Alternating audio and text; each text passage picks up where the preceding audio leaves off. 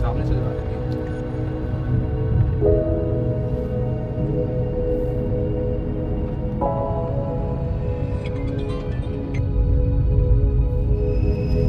नंदी महाराज जी को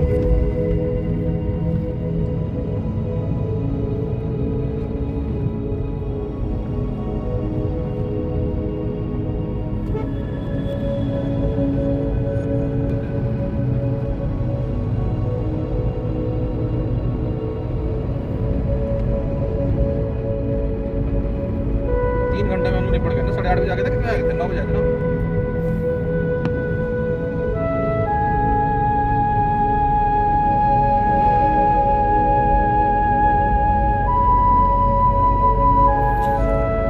बारिश लगभग बंद हो चुकी थी और चारों तरफ की हरियाली जो आप देख रहे हैं बिल्कुल मनमोहक थी। और ये एक छोटी सी वाटर क्रॉसिंग जिसे हम पार करते हुए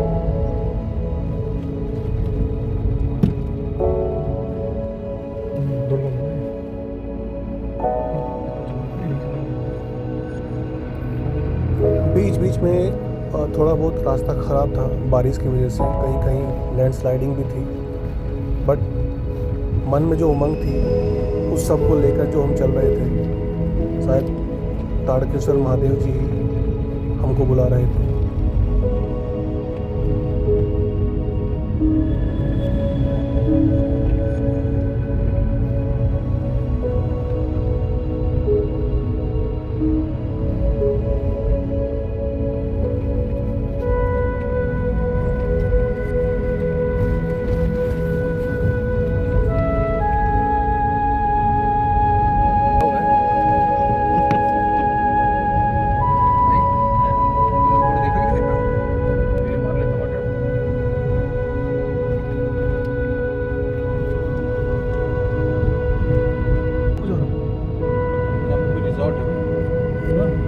जक्सर रिजॉर्ट।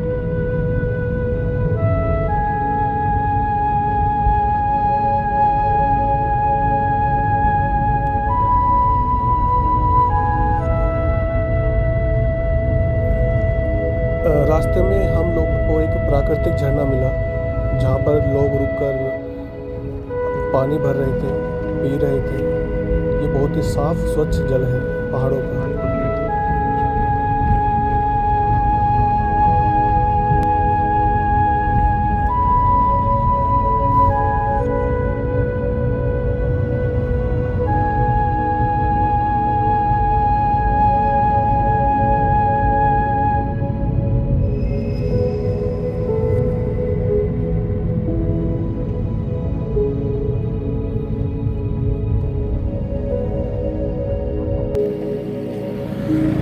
रास्ते में हमें कुछ दृश्य ऐसे मिले जिसने हमें रुकने पर मजबूर कर दिया और हमने उनको अपने कैमरे में कैद किया। बहुत ही अद्भुत नज़ारे थे ये, बिल्कुल मन को मोहने वाले। बस यही तो ज़िंदगी में चाहिए होता है, पहाड़, नदियाँ, पेड़, हवाएं, शांति, चिड़ियों की चहचहाहट और कुछ दोस्त। यही जिंदगी है। अक्सर ये कहा जाता है कि मंजिल के साथ साथ सफ़र का अपना एक अलग मज़ा है। वो हमने इन दृश्यों के साथ महसूस किया। जैसे जैसे हम आगे बढ़ते जा रहे थे, ऐसे रोमांचक दृश्य और हमारे साथ बढ़ते जा रहे थे और हमारे रोमांच को बढ़ाते जा रहे थे। इन दृश्यों के साथ मन में जो उमंगें और जमा हो रही थी, लग रहा था कि पहले हमने ऐसा कभी महसूस नहीं किया। ये सफ़र ताड़केश्वर महादेव की यात्रा का और भी उमंग लेकर आगे बढ़ रहा था। पता नहीं, शायद भगवान की कार्य है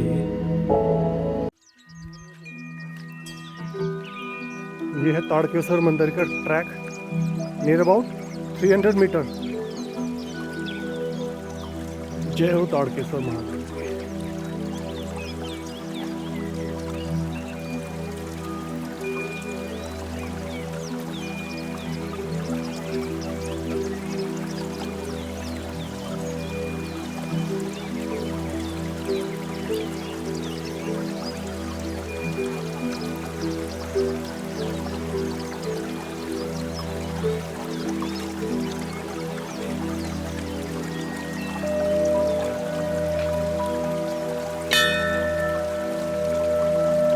हर हर महादेव।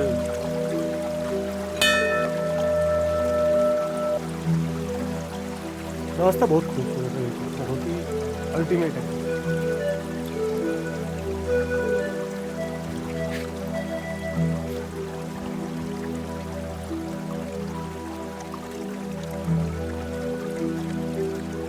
और बंदरों का डर रहता है,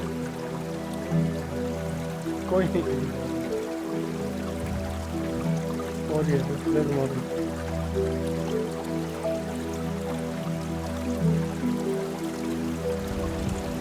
मंदिर से पहले यह रास्ता एक आश्रम के लिए जाता है जो कि बहुत खूबसूरत है।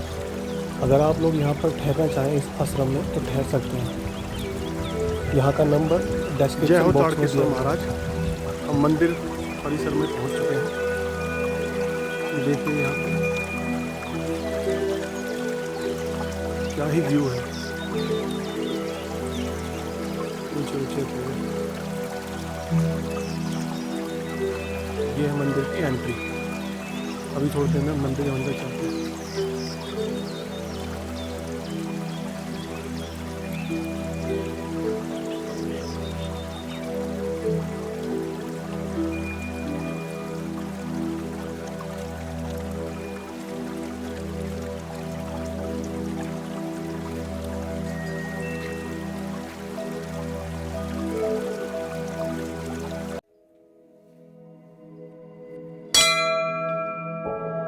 जय ताड़केश्वर,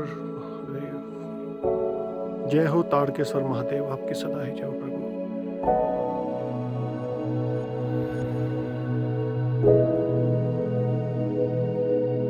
यहाँ की जो शांति है मैंने पहले कभी अपने जीवन में इतनी महसूस नहीं की।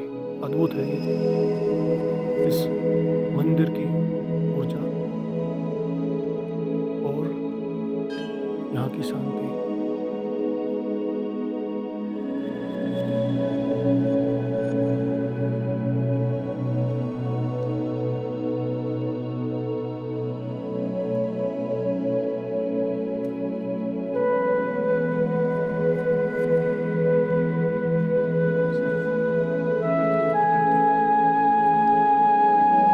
अब मैं आपको एक बहुत ही सुंदर कथा सुनाता हूँ जो यहाँ हमने पुजारी जी से सुनी और यहाँ के स्थानीय लोगों में प्रचलित है। कहते हैं ताड़कासुर नाम का एक राक्षस था जिसने भगवान शंकर की तपस्या की और उनसे वरदान प्राप्त किया कि उनके पुत्र के अलावा मुझे कोई नहीं मार सकता।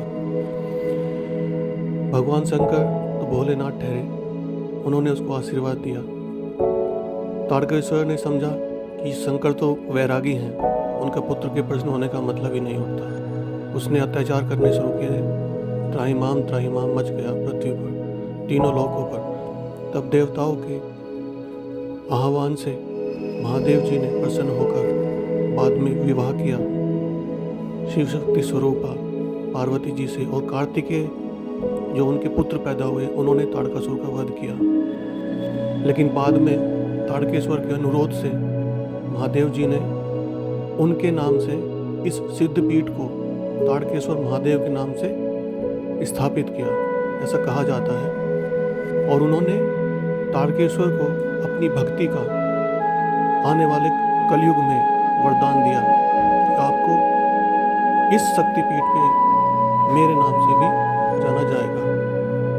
और जो उन्होंने उसको भक्ति का आशीर्वाद दिया था, कहते हैं कलयुग में जो यहाँ की कथा प्रचलित है कि ताड़केश्वर नाम का एक बहुत ही प्रसिद्ध संत हुए और उन्होंने यहाँ के जितने भी लोकल आसपास के क्षेत्र थे वो यहाँ पर विचरण करते थे और भगवान भोलेनाथ का भजन किया करते थे। वो बहुत ही सिद्ध संत थे। वो जिसको भी यहाँ पर आसपास घूमते हुए दिख जाते थे हमेशा उनका ख्याल रखते थे और उनको आशीर्वाद देते रहते थे। बाद में यह शंकर भगवान जी की स्वयंभू तस्वीर जो कि नृत्य करते हुए पाई गई थी। अगर आप महादेव के भक्त हैं और साथ साथ प्रकृति प्रेमी भी हैं तो मैं आपको रिकमेंड करूंगा आप यहाँ पर एक बार ज़रूर आकर दर्शन करें और एक अलग ही ऊर्जा लेके जाएं जो कि हम लेके जा रहे हैं। मैं आपको रिकमेंड करूंगा कि आप मई जून में ना आकर और किसी भी मंथ में आइए, वो शांति आप तब मिलेगी भीड़ से अलग। इस धाम की यात्रा ने हमें एक अलग ही ऊर्जा दी। आपको यात्रा कैसी लगी प्लीज़ कमेंट करके ज़रूर बताएं और मेरे चैनल को सब्सक्राइब करें आगे और ऐसी वीडियोस के लिए। इसी के साथ इस यात्रा को हम विराम देते हैं और कुछ हमने सुंदर अद्भुत यहाँ की जो तस्वीरें क्लिक की और इस सफ़र की वो मैं इसमें आगे ऐड कर रहा हूँ। तो एंजॉय करिएगा। वीडियो को प्लीज़ लाइक कीजिए और सब्सक्राइब कीजिए। हर हर महादेव, जय भोलेनाथ शंकर को।